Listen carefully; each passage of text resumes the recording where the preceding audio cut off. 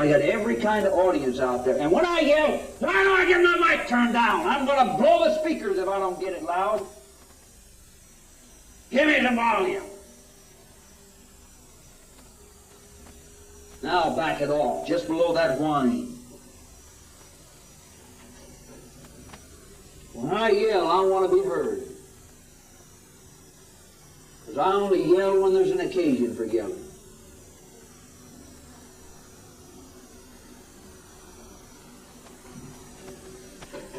God's honor is at stake every night. This is not a show. It's a feast. A feast of the fading experience. Now, it's not an accident we have an in culture. I got every kind of watcher out there.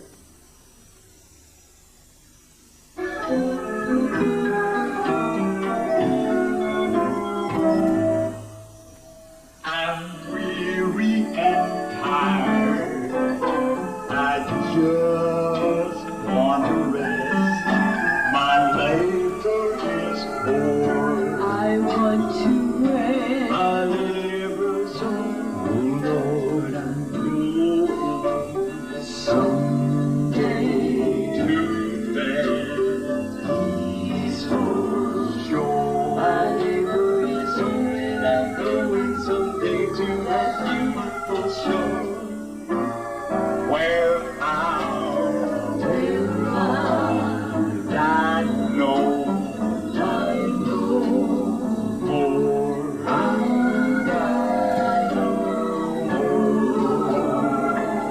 I know that soon I'll be going, no way of knowing when I shall cross Jordan's foam. I'll cross Jordan's foam. Lord, I know that soon I'll awaken unto that serene dawn. That's the reason. Ho, ho, ho, Lord, I know that in home, I'm heading home. 4.5 years in front of these cameras have taught me a lot of lessons, but one of them is that every time we have a great, exciting victory festival, the next one, inevitably it seems, will be tough. And we can't afford to have that happen tonight.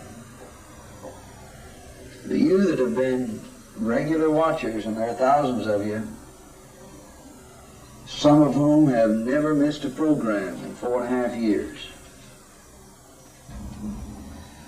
Most of the media in the United States, the people are used to is, I kid them and say they worship the great God two sides. If they went down on the beach to report on the sun coming up, they'd add a line that there are some on the beach that say the sun didn't come up. And I've tried to figure out why I have no bland audience, it seems. Either people are for me or against me. And when I first came to town, everywhere I went, I was looked at like a freak, most of them against me. After a while, the tide has changed. But I take a stand on any issue that we're dealing with. I have the conviction, if you know your subject, you cannot avoid coming to a conclusion. So I think I polarize people. I take a stand, and whereas other people in media present two sides and leave you to make a choice, but the presenter's sort of neutral, I'm out there taking a stand, and I either end up with people saying, I've been waiting to hear that said, or wanting to go through the television screen and pound me on the nose. And there are some people that I think if Scott's for it, they're against it.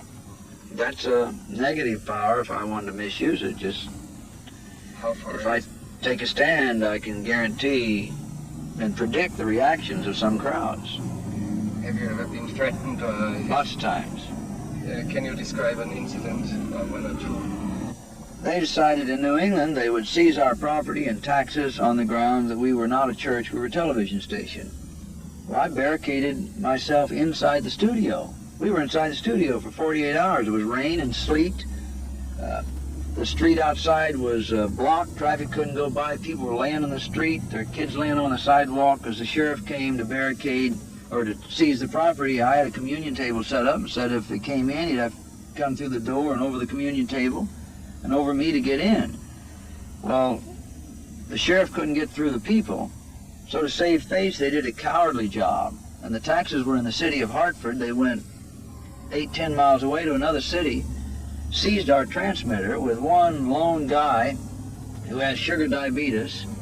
They were determined to somehow break me from walking them. And yeah, I had doors banged in, threats, had to be traveling around with a bodyguard. During those tax battles, it got pretty mean, and people would listen to a little segment and not hear the principle and would think I was anti-union or anti-gay or anti-this, and I became a target. And I'm on so late at night, the night people, it includes a lot of nuts, as well as a lot of intelligent people, make me a target. I'm never alone for that reason.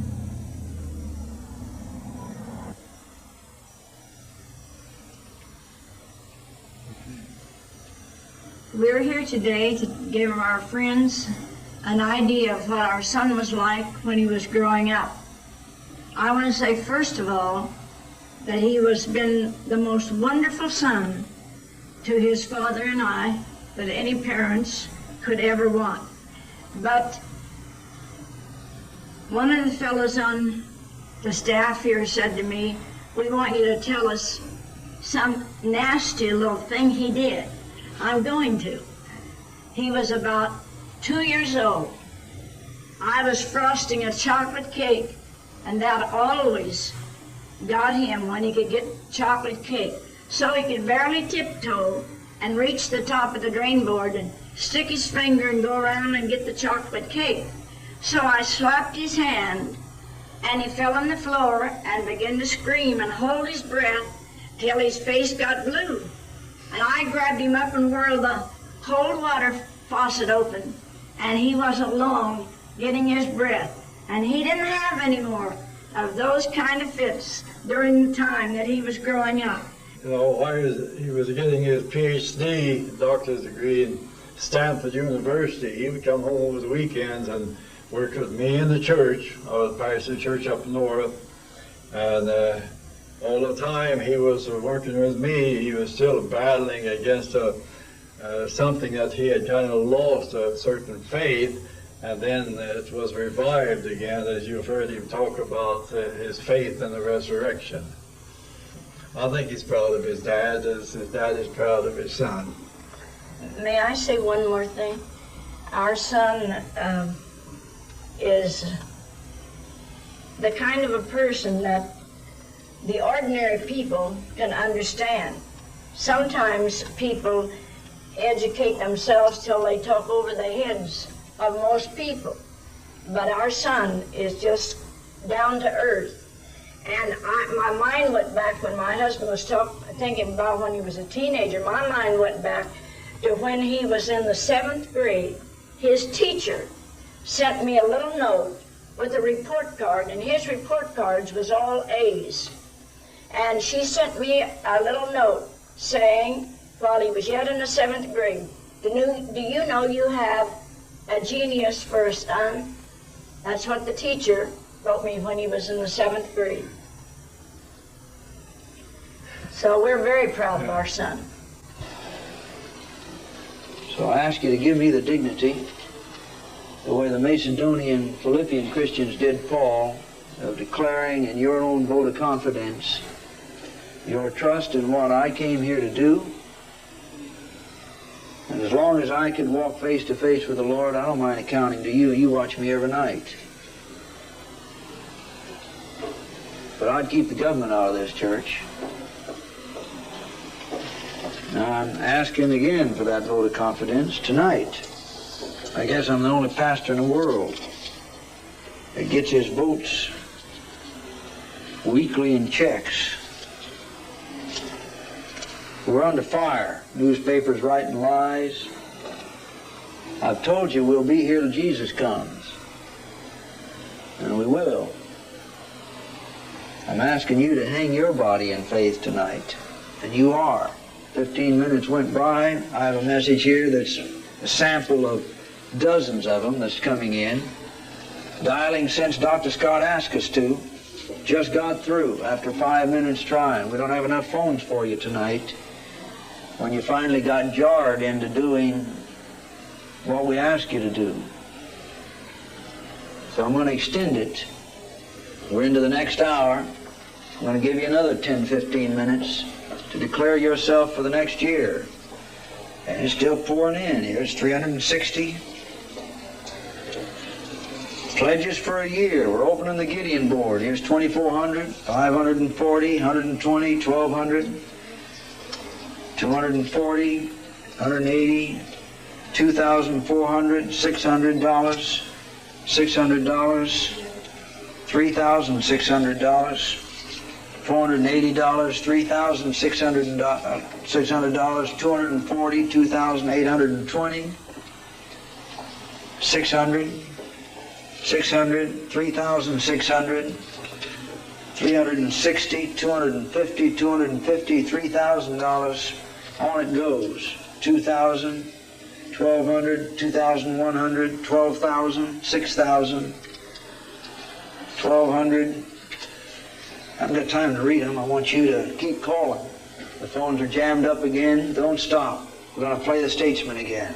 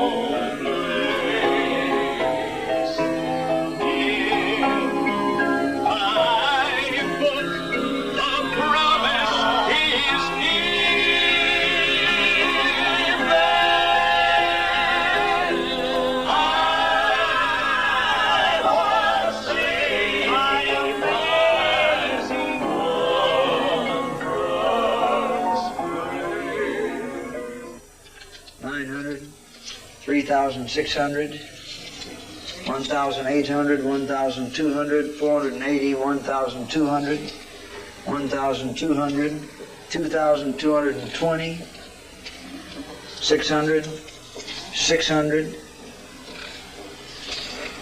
780, 1,200, 240, 120, 12,600, 1,224, 480, 1,200, 3,600. Thank you, Lord.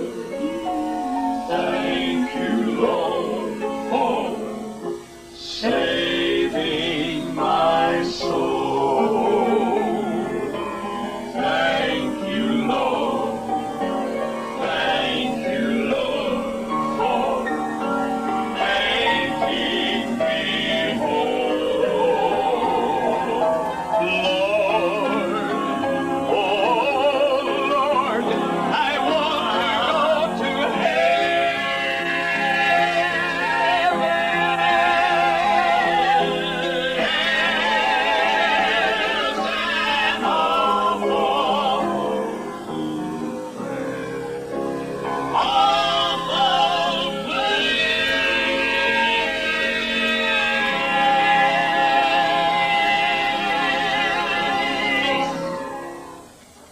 approaching $250,000 in 36 minutes.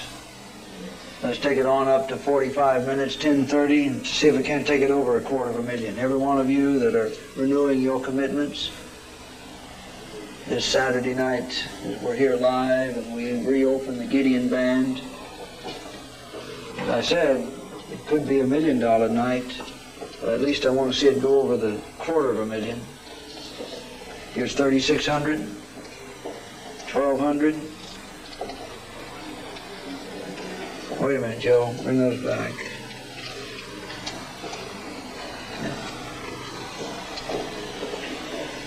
We've already crossed $250,000. So let's take it right on up to 300,000. Take it right on up to 300,000 in less than, well, in exactly 45 minutes. If you'll be faithful in the next 9 minutes, all it takes is another 50,000. Well, you've seen me on television. That occupies probably 30 hours a week live. I preach as any other pastor to my congregation on Sunday.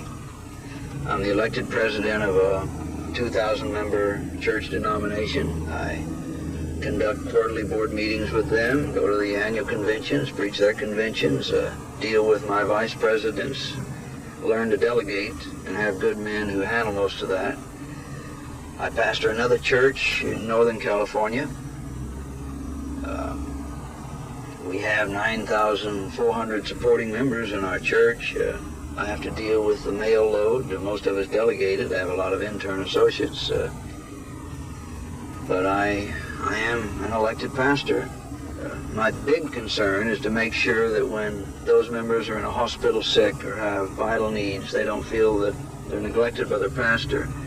And I'm fortunate that my dad at 74 is still very active, and most of the people feel that if he's at the hospital, I'm represented because I get a quick report, and if they really need the pastor's attention, I try to get there. I run a mausoleum, which is a large corporation in Berkeley. This limousine is provided for that mausoleum, and my salary comes from the mausoleum.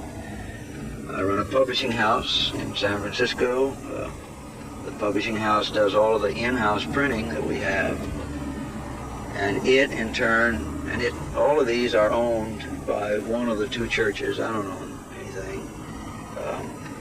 The publishing house owns a lot of subsidiary businesses, a real estate firm, which is responsible for handling the properties owned by the church, a travel agency that's relatively inactive now, but was purchased by the church at one time to give us control of teaching tours that I took of Bible lands every year. If you want joy,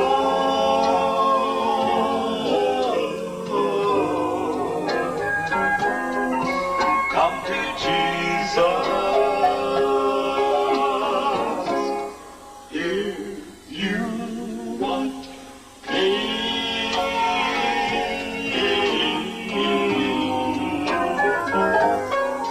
come to Him. If you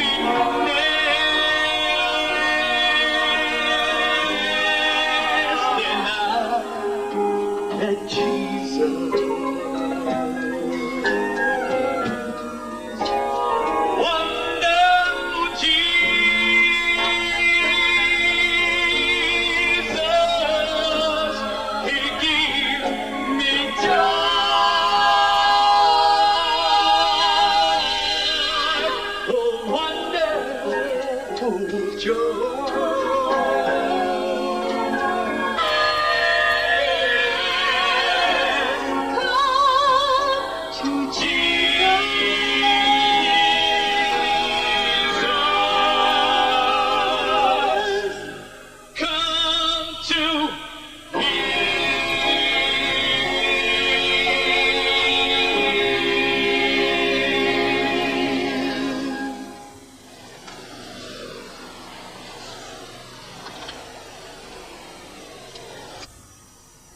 For the last 4.5 years, I'm doing a little less now, but I've done anywhere from 3 hours to 10 hours live daily. During the last year, I've been able on occasions to take Wednesday and Thursday off, but that's very recent. For example, last week I was not able to do that. So I'm anywhere from 3 hours to 5-10 hours non-stop daily, except for Sunday. And I preach 2 separate live services, 2.5 hours on Sunday, plus sometimes a 3 to 5 hour festival on Sunday. I'm in the celluloid world, Los Angeles.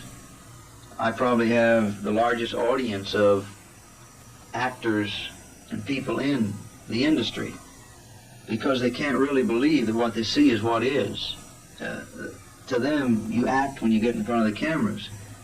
I think one of the magazines locally summarized it. They said Scott's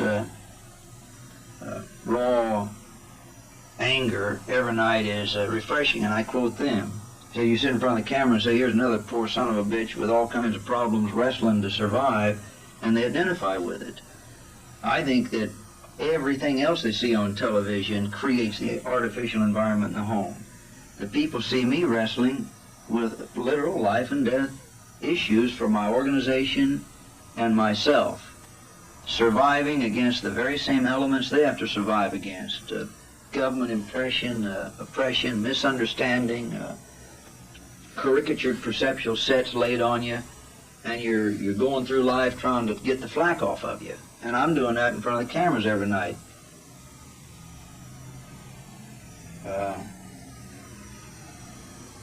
I'd like to be let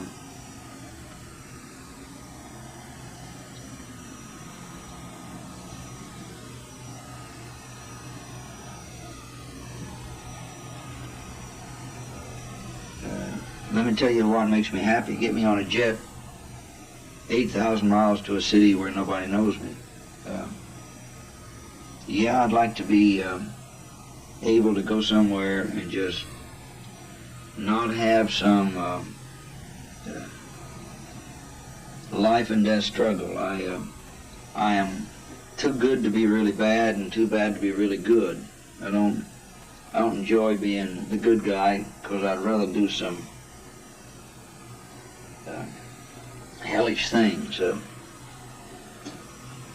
I can't walk by a guy kicking a dog without getting out and kicking the guy who's kicking the dog. So that gets me into things like I'm in now. I can't let a church go down. But I don't enjoy fighting. And there are lots of people who think that I look for challenges. I don't look for challenges. The challenges grip me, and I've had a lifetime of being like a surgeon called in for impossible cases. Everybody written this church off. And my dream is to go somewhere where I can lay on a beach and read books and do my thing without having to live with perceptual set. I'm still running from what I had as a preacher's kid, having to be what people think I ought to be. And yeah, I dream of that. I dream of the debt being paid on this church and taking a vote of confidence and them voting me out so I can, with clean conscience, go to Australia and get a college professor's job where nobody knows me and teach about Plato and go out back and hunt rocks. Now that probably exaggerates it, but that's what I like. I just like to get away from this mess. Would you like to have a private house, for example? Yeah, very much. Would you like to have children? I can't. The greatest joy in my life, and I never talk about it in public. I'm so disgusted at religious organizations that show orphans to raise money. There was a time before I came here, I was supporting, through my ministry, 3 orphanages full time. I can't have kids. I'm sterile. I had the mumps when I was 19, and so I've adjusted to it all my life. I made up for it by orphan kids. You know, I picked up a sandwich dropped by one of the orphans in the orphanage that I was supporting and still do in part in Brazil. And all I did was pick up his bread, and he looked at me and said in Portuguese, you know, he's my daddy. I really love kids. Kids and dogs seem to like me, and as long as they do, I'm safe.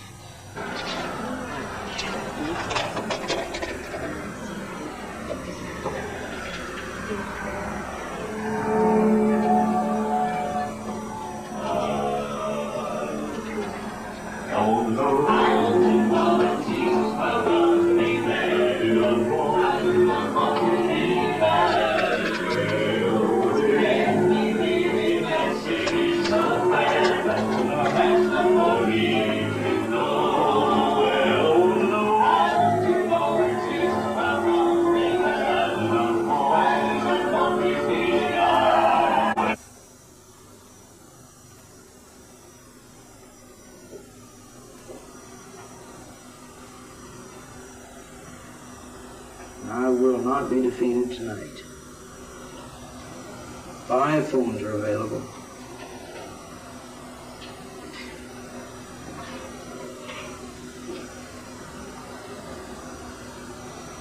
And 1 person has the key.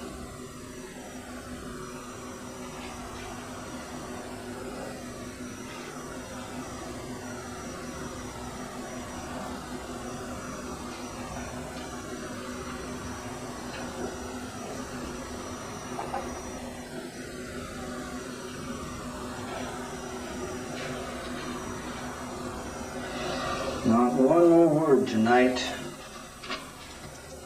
till that 1,000 comes in.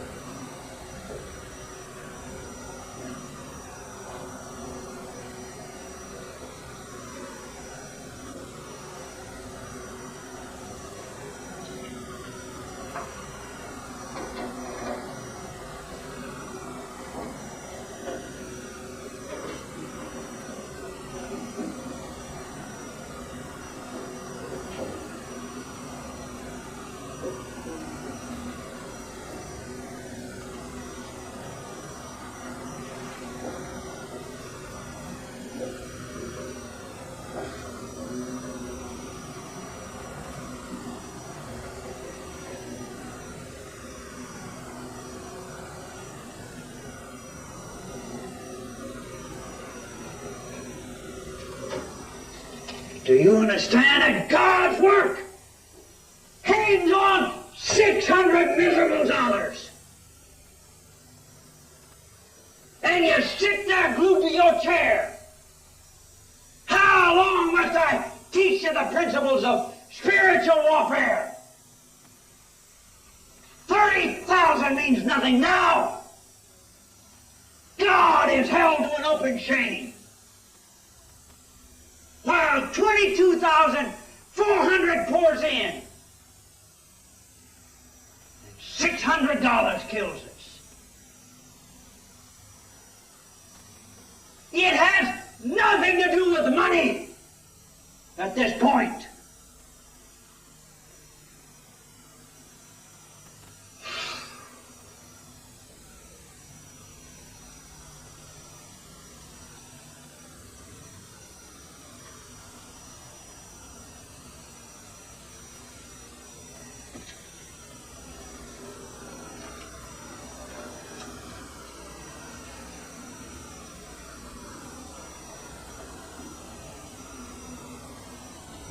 One person hanging on to a miserable $600.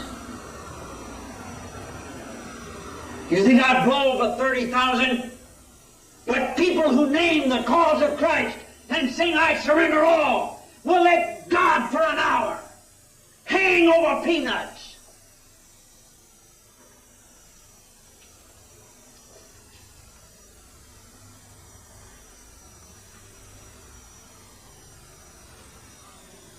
What is this but a festival of faith? What is faith but hanging on the impossible?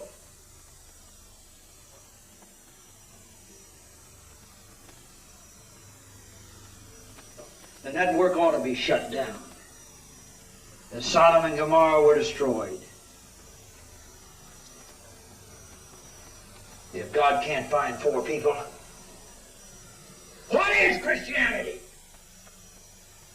Game, gimmicks, words, massage, or life and death? I said it last night.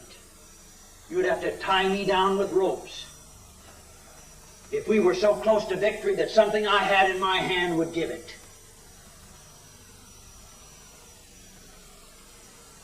Yet carnal Christians, when it gets close to victory, will duck out.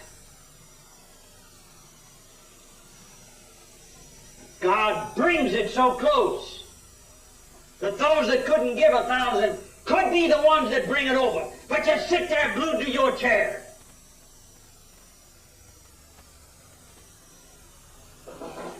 Husbands and wives, if I were married to either one of you, I'd get up and kick both of you. If you got somebody sleeping, go jump in the middle of their gut. This is war! We ought never to bomb down. Come on, Joe, I won't hit you. We ought never to bomb down. With 400 to go. Why didn't you do it earlier? I don't care what Gene Scott looks like. God's honor's at stake. For a people that grab a hymn book and cherubically say, I'll go where you want me to go, as long as it doesn't cost me a few piddling dollars. 400, 100, 200, 100. Well over, after I yell at you. Why didn't you do it because you love God? You say, I'll take it back, God will smite you if you do. You know you should have given it. Dr. Scott, do you have any private property? No, I have no. In fact, if you can find any property in the world that I own, except one thing, I'll give it to you. I have no land, no property, no stocks, no cash, no bank account, no home. I own nothing. Everything is owned by the church. They pay all my expenses. The church can vote me out. It's not some pseudo corporation. And I'm a realist, I think they can. I often say I am restricted, and this evoked your curiosity, which is why it's here today. The only thing in this world that nobody can see, except me, is this black bag. There's 1, 2, 3, 4 zippers on it, and it's kind of become a joke. But my friends and relatives cannot even give me a birthday card without it being opened by someone else. I'm never alone. I have no privacy. This bag is mine. Would you tell us what's in there? No. I hope somebody thinks $10 million in gold bars is there for the simple dignity that there is something I don't have to go naked about. Maybe there's dirty socks. I hope when I die, if the government bureaucrats get to me, that they salivate themselves sick getting into this bag, because it's kind of a joke. I have no privacy except this black bag. It may be my memoirs, but my simple dignity of privacy is restricted to that bag. That's all I got. I don't own anything. I have no I have life insurance worth millions, payable to the churches, because I'm worth more to them. I often say, I'm worth enough to pay the bills, but in fact, I'm worth more dead than alive to them right now.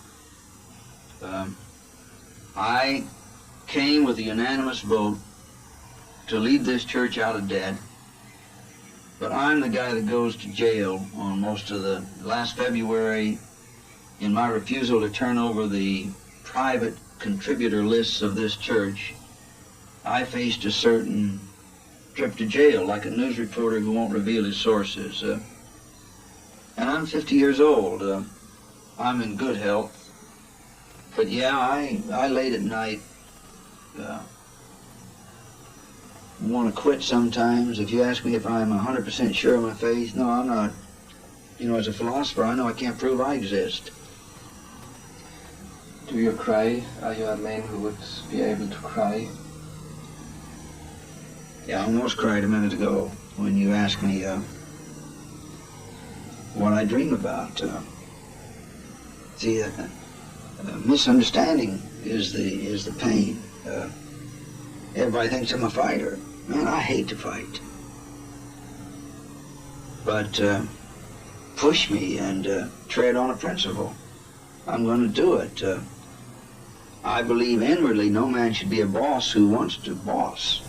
He'll abuse his authority. I don't want to be a boss. I'm having a boss.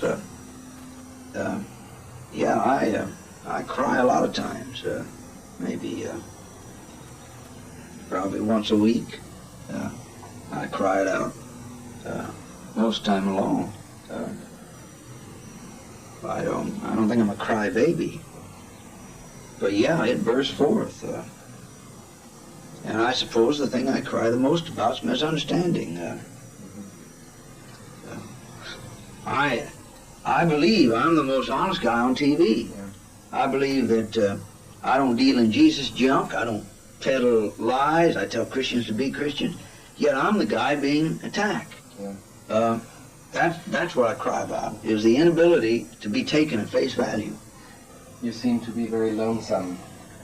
Oh yeah, sure. I mean, you know, who can I have as a friend? You know, every friend is a potential enemy until this job is finished. I'm a loner. I don't know if I guess I'm lonesome sometimes, but I'm more of a loner, I guess, than lonesome. I have staff people that I enjoy being with, but I don't have any real close friends, no. Yeah, I'm lonesome.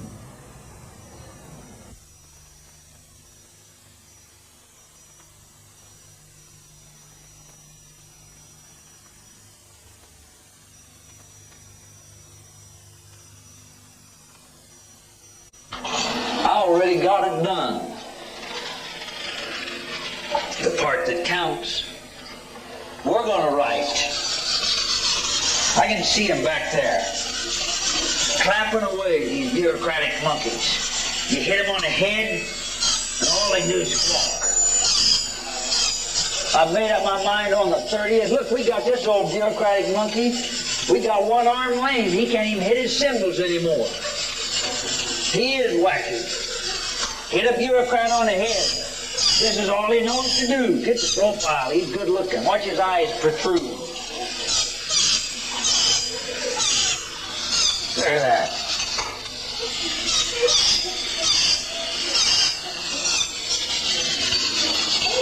got him on the run, folks. We got him on the run, folks. He can't even hit the other cymbal.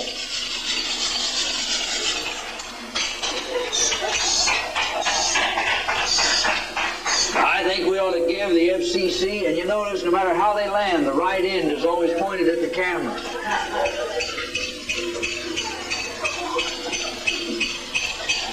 Get him in the right position, he can hit the cymbal.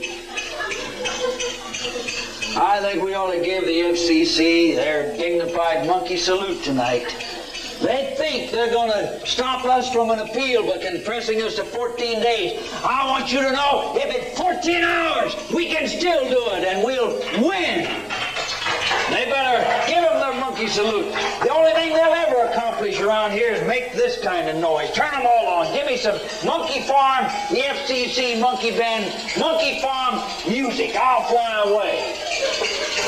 Let them go. Look at them. Here's your bureaucrats. Would you like to grow up and be a bureaucrat if you're a kid watching? FCC Monkey Band. Get it back there on old Glaube back there. He's already talking to the press. That's our government for you. Of the people, nothing. What's this guy turn here? Mark of the beast 6 times. 1, watch it. 1, 2, 3, 4, 5, 6.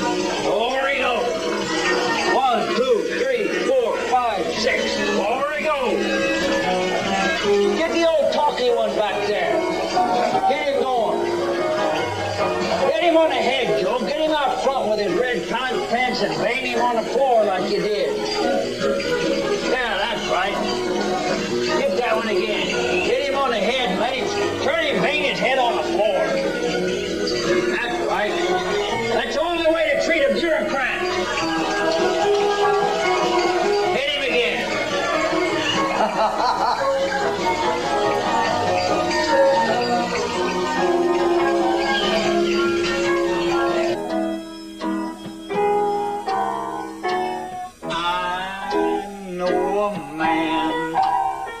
As rich as a king, still he won't give his poor neighbor a thing.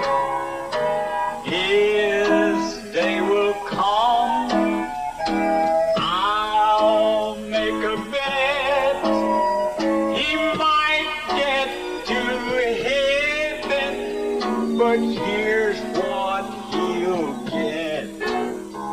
A rusty old halo, skinny white cloud, second-hand wings full of patches. A rusty old halo, a skinny white cloud.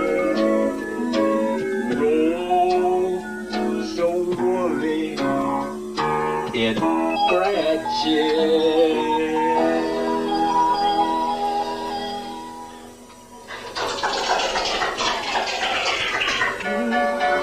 Maybe you haven't heard about it, but there's a stranger in our town. Oh, yes, there's a stranger in our town.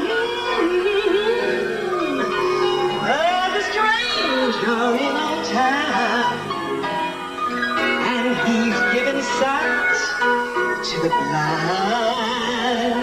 Oh, yes, and he... Dr. Gene Scott presents the Festival of Faith.